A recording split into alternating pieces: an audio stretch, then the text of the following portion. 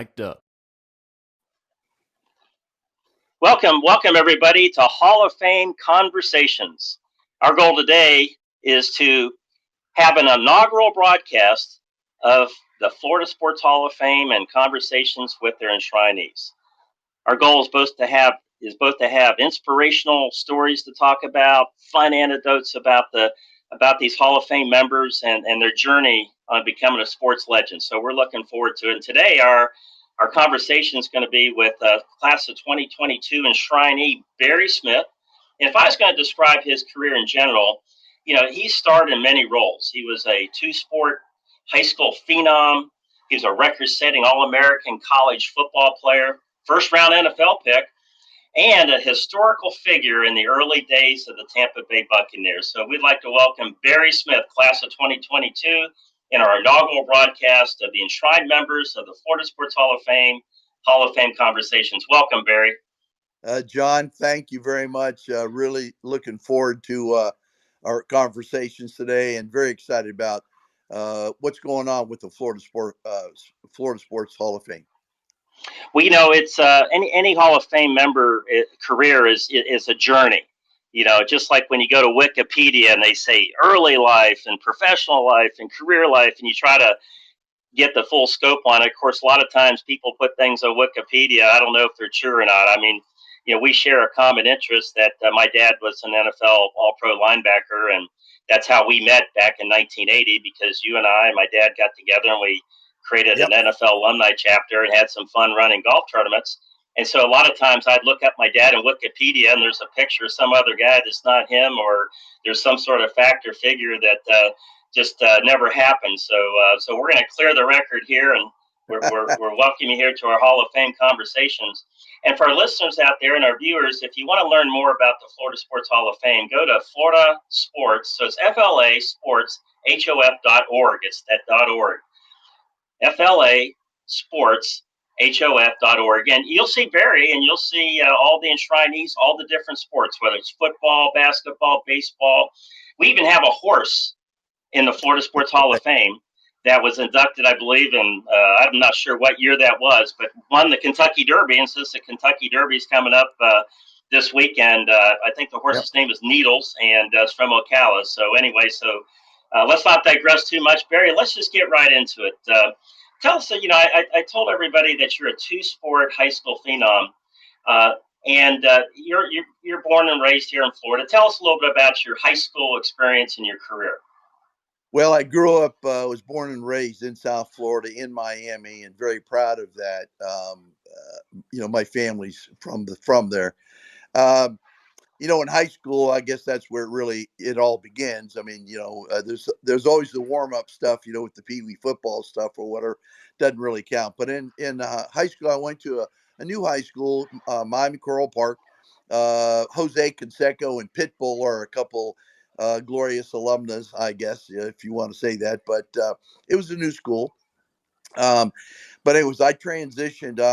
Football has always been I've been very passionate about football, but I really wanted to play baseball as well. I got to high school and realized I couldn't hit the curveball all that good. And one of the assistant football coaches thought that I would make an excellent high hurdler. And of course, I told him he's out of his mind. But anyways, fast forward, I actually worked at it. Actually, it came very easy, but then I fine-tuned it and really became a state champion. It was a lot of fun doing that because, football is such a team sport and track is all about yourself. So our football team, was an okay. Wasn't a great team, but as an individual, it was a lot of fun becoming a state champion, and I worked very hard at it. Well, I know you reside in the Tampa Bay area, and I live over in the St. Augustine area on the beach in the Atlantic Ocean. And my youngest daughter just informed me the other day that we are going to a Pitbull concert, and it's going to be at the St. Pete Amphitheater coming up. So I'm going to have to bone up on that. I have the Sirius FM radio in the car, so I'll have to plug into the Pitbull channel and see what that's all about. But looking forward to that. So Barry, I know that from high school you went on to college and you went on to the Florida State University football team. tell us a little bit about the years you played and your experiences there. And for everybody viewing here, Barry, I believe, still holds receiving records at Florida State University. And that's even with all the great receivers and football players you've had through national championships at Florida State University and things like that. So tell us a little bit about that. Well, first I'll say I came very close to becoming a Tennessee Volunteer. It's because of their track program, both football and track program, and FSU wasn't all that recognized yet as having an outstanding track program. But I actually negotiated that into my scholarship that I could run track in the off season, which I did at Florida State. But back in our day, in 1969, when I was a freshman, freshmen could not play varsity football. And so that first year, obviously, I was on the scout squad. I remember very vividly, the week of the FSU Florida game, that they put a number 45 jersey on me so I could emulate Carlos Alvarez. And of course, they pummeled the hell out of me that week. But, when you fast forward, being at Florida State helped me realize my dreams, because I wanted to go to a university that I could, if I was going to be the best, could become the best, that was the place for me. And we had some outstanding coaches, Bill Parcells and Dan Henning, Joe Gibbs. I could go on and on, that some of the coaches that were on the staff while we were there. Um, and obviously with the passing attack we had, like I said, I got to, set records, become an All-American, become a #1 draft choice. Now, one of the things, when you talk about records and stats and all that, now granted, we're talking like 50 years ago now, so it's a different ball game. But I was very proud of the fact that at the time I was there, I broke scoring records of Fred Biletnikoff and Ron Sellers. And of course, they're members of the College Football Hall of Fame, and Fred is a member of the Pro Football Hall of Fame. Probably the most, if you want to say, I still hold the record for the highest average per catch in a career, 20.1.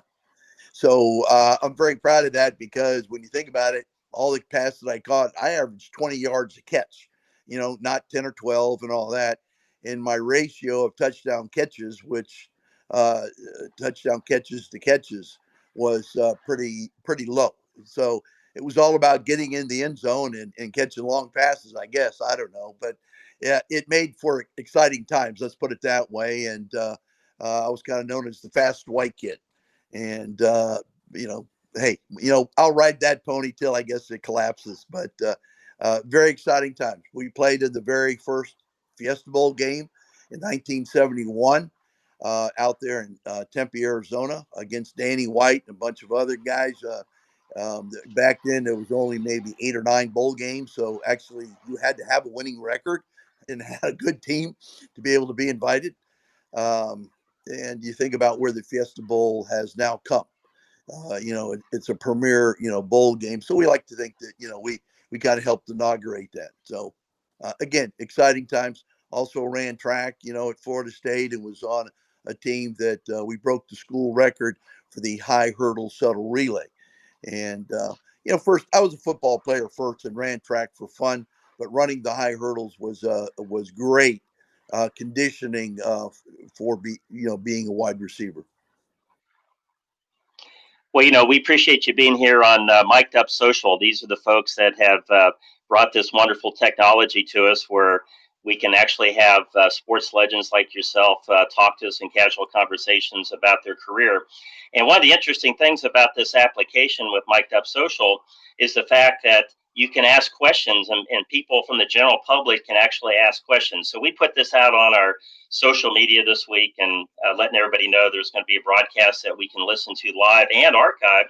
And lo and behold, one of the questions is coming to us from an NBA Hall of Famer named Rick Barry, who's obviously, you share his name in some way, shape, or form. And I think he's from Miami, isn't he?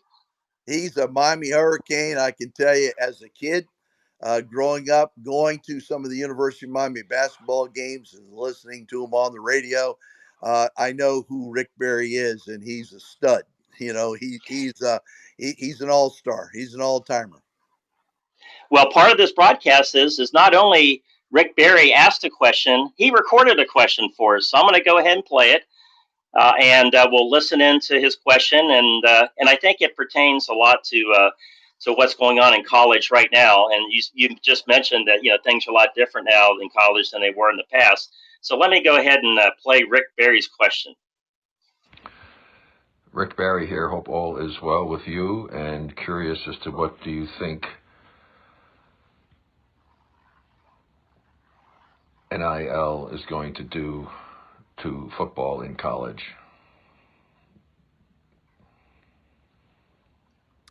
Well, that's an interesting question, the NIL, and I'm sure you have a lot of thoughts on that because I know in your day, you get in trouble if you took a free meal or an oil change from a car dealership or something. So, for viewers out there, if you're watching this, chances are you know what NIL is, but I'm going to go over and just say it's name, image, and likeness, and these are endorsement deals that college kids now can use, and some of these deals are quite substantial, and now it's turned into a bidding war, it seems like, in college football. So, Barry, what are your thoughts on it as a former college football player, and how would you react to the NIL nowadays if you were born now versus back in the day? All right. I'll try not to make this too long-winded. First of all, obviously, back in our day, you couldn't get nothing. Okay. Um, and universities would get in trouble if they were getting caught, let's say, paying players under the table. Okay. Or providing any benefits, extra benefits to any player, simple as even meals. Okay. Which is ridiculous. But anyway, be that as it may. All right. So one, let me say, I'm all for the player for making money, making extra money, and all that. It's the way of the world. I mean, everybody should have an opportunity to make money on their own, and this is where I get a little, let's say, my nose been out of joint. One, now that the college football has really, when I say blown up, and I say blown up for good because I love the game, it's exciting as hell.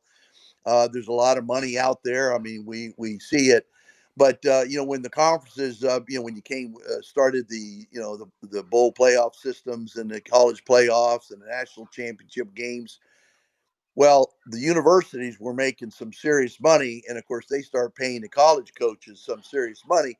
And the problem is they forgot about the players along the way, and that's why we have this Pandora's box has been opened because the NCAA did not pay attention, didn't care about the college athlete because the game is about the college athlete and ain't about the coaches. Okay, but be that as it may, so actually, what's happened is the name, image, and likeness rule was passed for the student athlete to go out on his own. I say, quote, on his own. And if he could get a deal from somebody, it was okay, it was legal. But what has happened is that not every state, okay, different states pass different laws, and so instead of the individuals going out and getting a deal on their own, what they've done is they flipped it and they reversed it. And it's now up to the universities to bring the deal to the table, hence the bidding wars. And this is where that I'm not real excited about because when you say the have and have nots, I mean, in the long run, okay, years ago, the reason why they had this rule that nobody could be paying players because let's say Michigan, Ohio State, Georgia, Alabama, USC, University, Texas, teams like that, bigger alumni base, lots of money, old money, and all that. Well, smaller colleges or younger colleges certainly couldn't keep up with that. So, hence, they tried to create a level playing field. This rule now is flipped it again, and I think what you're going to see is those universities that have stronger alumni bases or richer. Look at Texas A&M, ridiculous funny money they're paying Jimbo Fisher and all that.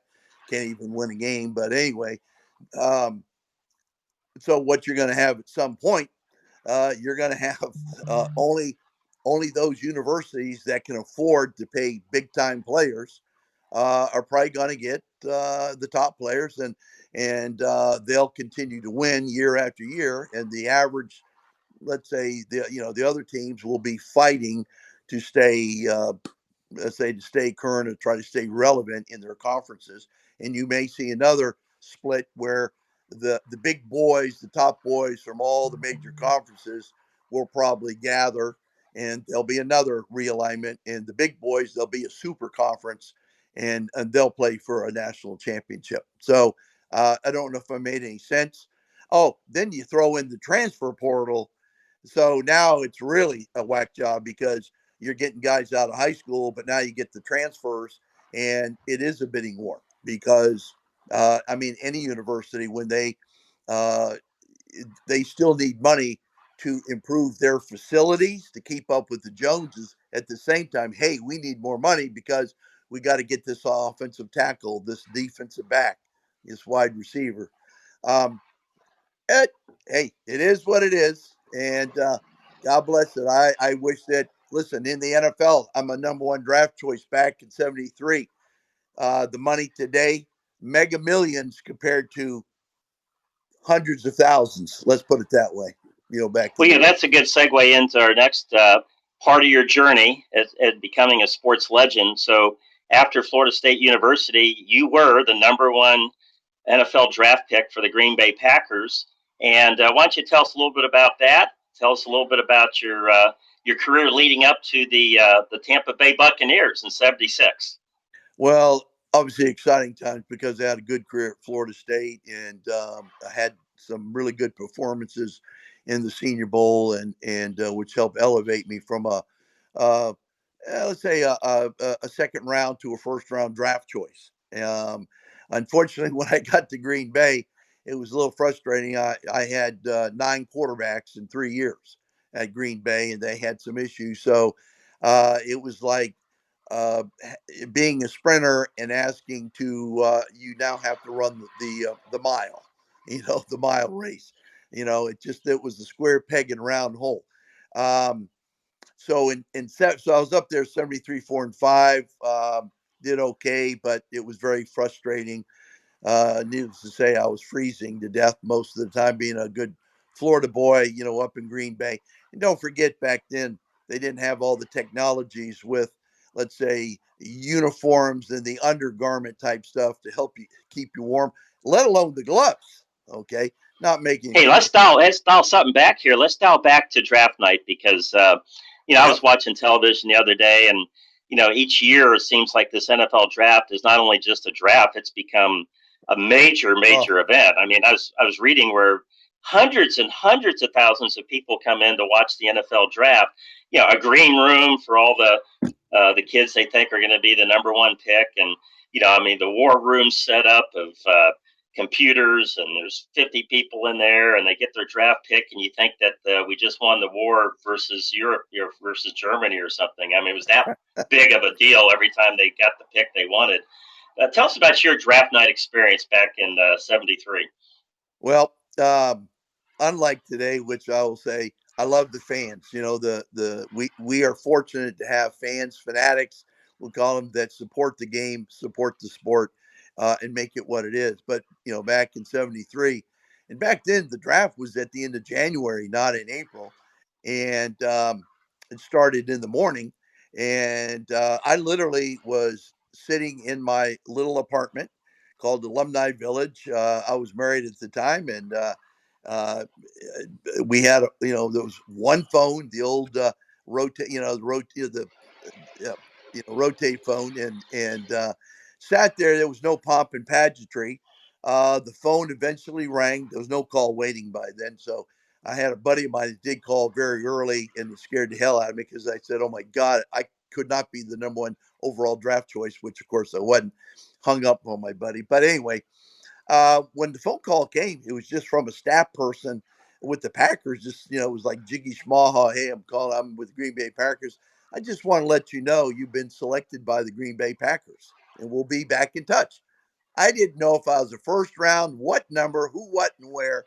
It was really like that. Okay. And then later in the day, I got some phone calls from the sports right, well, the Associated Press.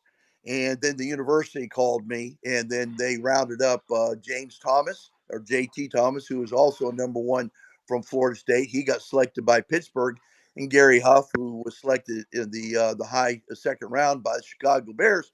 They rounded all three of us up. We went to the bottom of the Capitol where the press room was down there, and they had a press conference.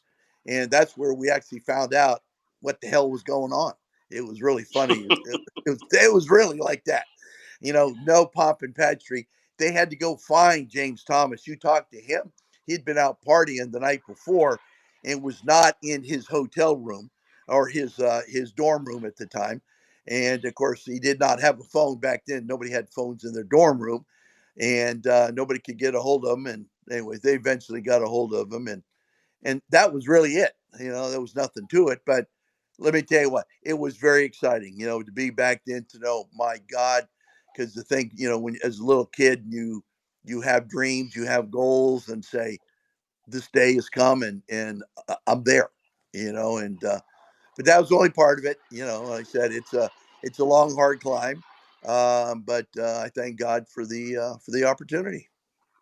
Hey, well, let's talk about the Tampa Bay Buccaneers. When I was introducing you to the viewers here, we were talking about you being a historical figure in the early days of the Tampa Bay Buccaneers, because I've heard a lot of great stories. I remember one year I had the great opportunity attending the dinner of the 76 Buccaneer team and talk about stories and anecdotes and fun things about it.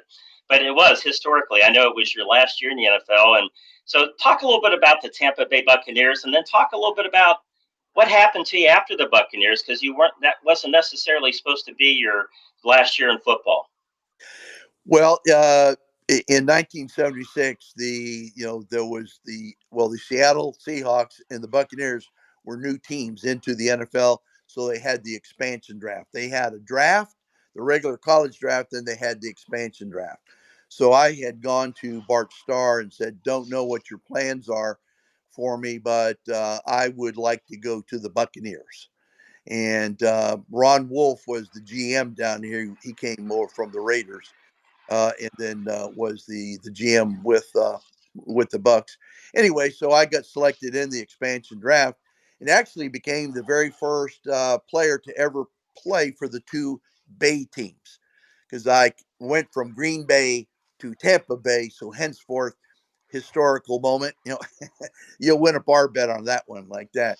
Um, I can tell you that the 76 team, even though it turned out to be a very difficult year for a lot of reasons, but the guys on that original team are very, very close. We have unfortunately lost a number of teammates that have passed away, and it's really tough to take because we had a very close bond.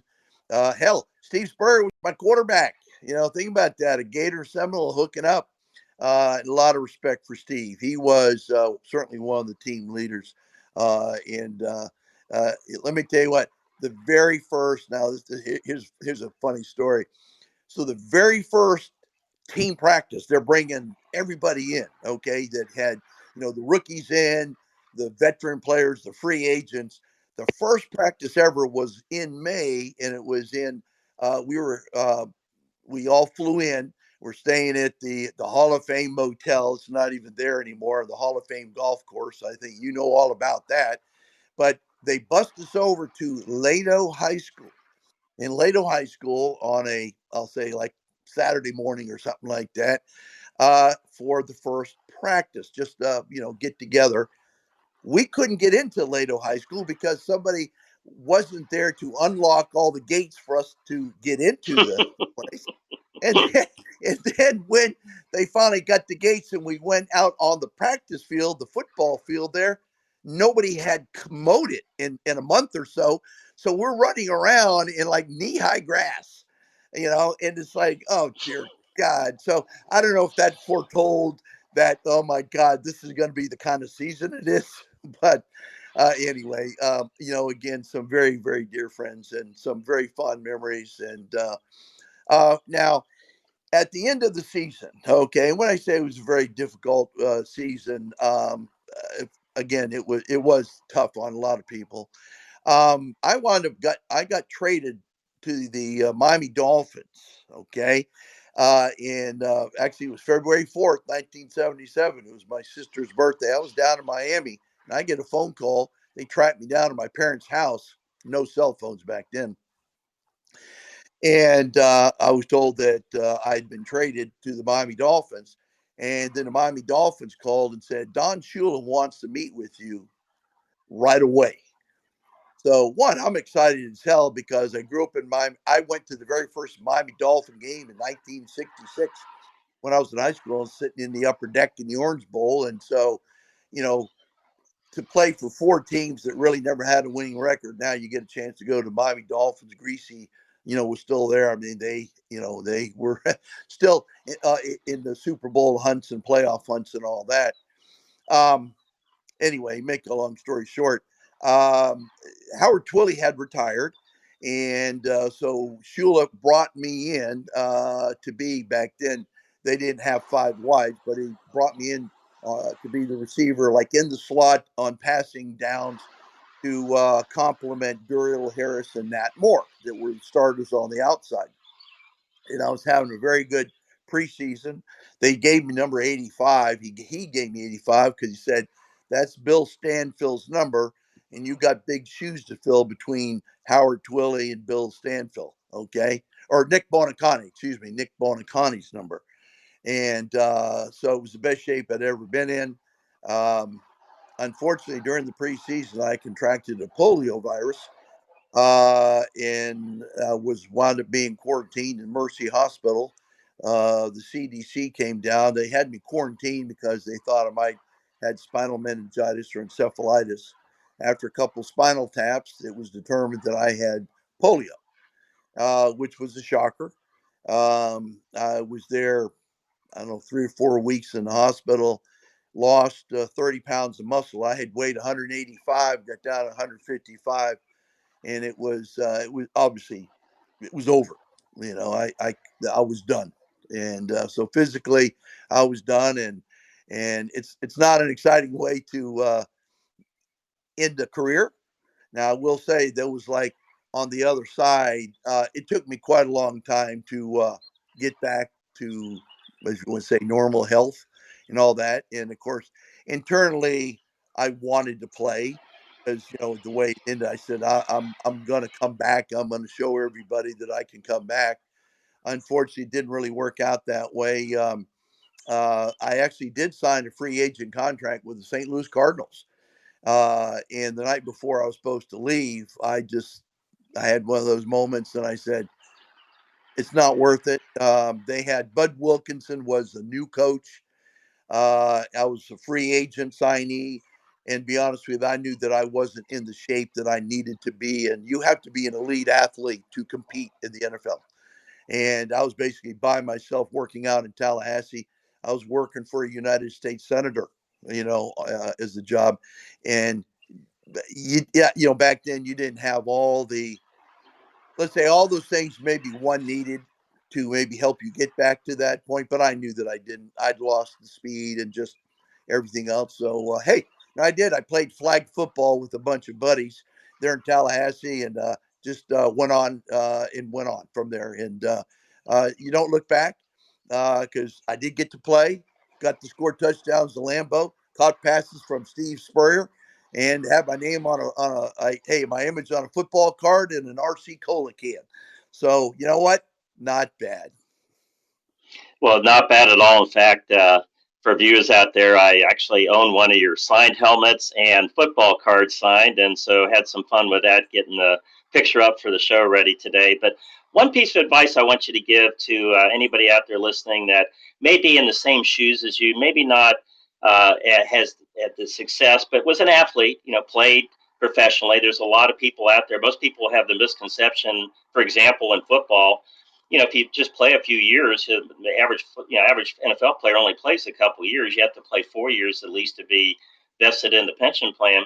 And even though they might make some money, money goes away, disappears pretty fast. Even if they're making $800,000 a year, which would be like almost the minimum now for an NFL player, after a couple of years, out of the league, what advice would you give them? Because I know you've had a Hall of Fame career after football, off the field, doing a lot of things like charity golf tournaments and fun things to do to help the community and raise money for kids.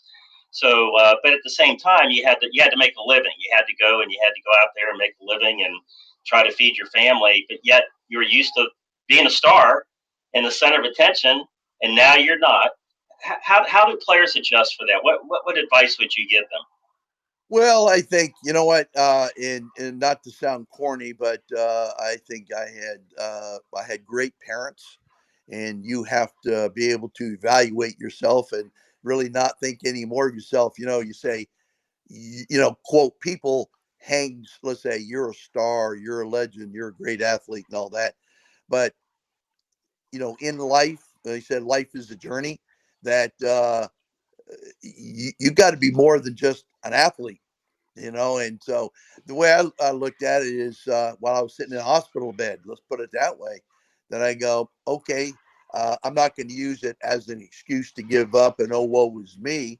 I go, okay, I'm a tough SOB.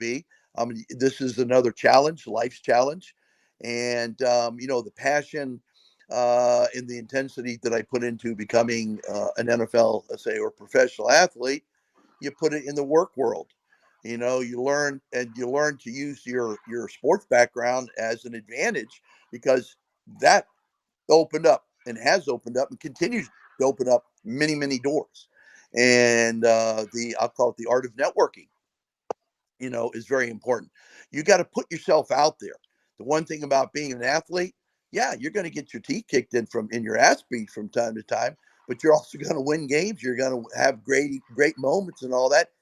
And that's what makes life exciting, is to be on the sidelines. No, you got to jump into the game of life.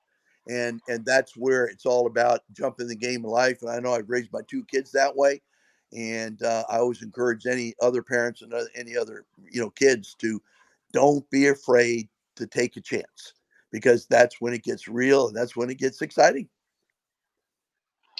Well, for viewers out there, we're going to wrap things up here. We're thanking Barry Smith for being on as a class of 2022 Florida Sports Hall of Fame enshrinee.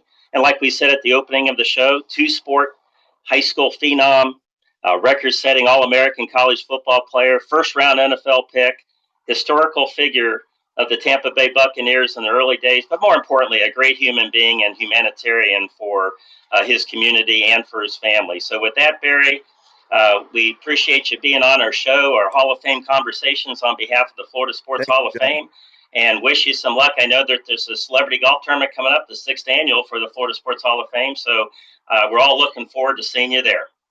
Okay. Thank you, John. Have a great weekend.